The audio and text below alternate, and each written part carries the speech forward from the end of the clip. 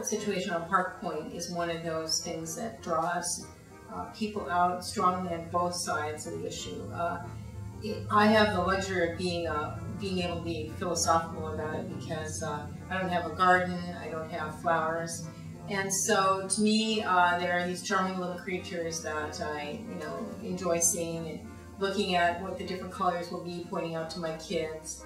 And but I have neighbors who work hard on their gardens, and they are not happy when all their shrubs they've planted turn out to be just a nice little lunch bit for the rabbits. And I'm not well schooled on the history of how the rabbits came to be in the area so plentiful. About 10 years ago, they were just the wild rabbits down here, and they would come and go. And like wild creatures, they weren't that eager to be around people that much. They weren't that eager to hang around. They wanted to get something and leave. But once the domestic rabbits were introduced and they began to intermingle with the wild rabbits, now you see nothing much down here except a mix between the two. You don't see the wild rabbits much, and if at all. And so the intermixed rabbits tend to hang around and stay. They stay for lunch and dinner and breakfast the next day. And they burrow under people's houses and stay in their yards. So it's always intriguing me to hear people on one side or the other. Sometimes, a few years ago, there was a big trapping operation down here, and some of my neighbors would say, "Oh, thank goodness, get rid of these rabbits."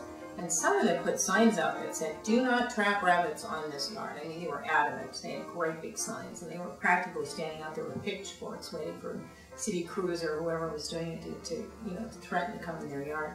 So people go both ways on it, and there are always the kids and people like me who just kind of enjoy the watching them hop around and seeing what they're doing in different seasons and what the different colors are.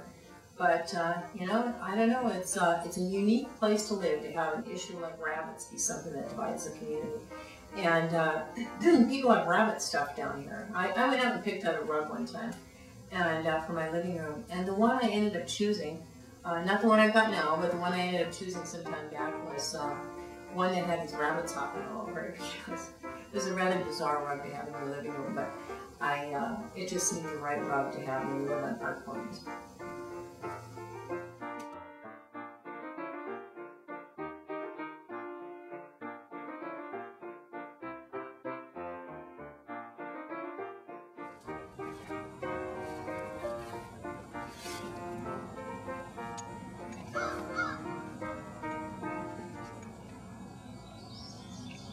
We love the bunnies, but they certainly bring some unique challenges to living with them. We haven't had to cut grass for 1.5 years because the bunnies keep our grass nice and short. Anything that we do as far as planting goes, it needs to be at least 3 feet off the ground or fenced. Everything that we put in as far as landscaping goes since we moved down here 3.5 years ago has been fenced. We learned real quickly that we can't keep up with the bunnies, but we've learned to live with the bunnies. So they're a part of just the landscape of Park Point and the area of Park Point that we live in, and we enjoy them. Our dogs have gotten used to them, and we just seem to cohabitate with the bunnies.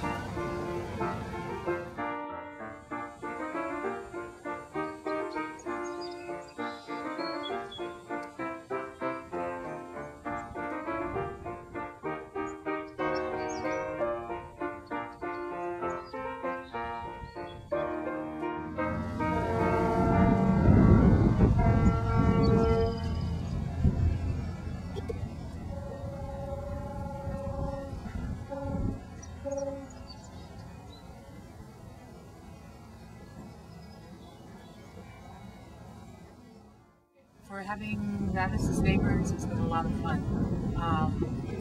Basically, it's fun to watch them interact with each other, and the way they interact with the birds that come in, and chipmunks and squirrels and everything like that. It's just kind of a really neat experience.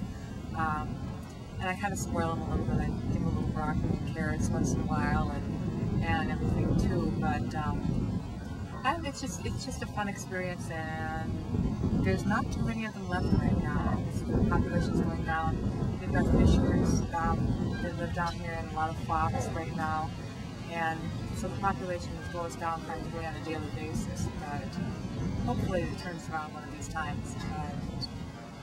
That's it's fun.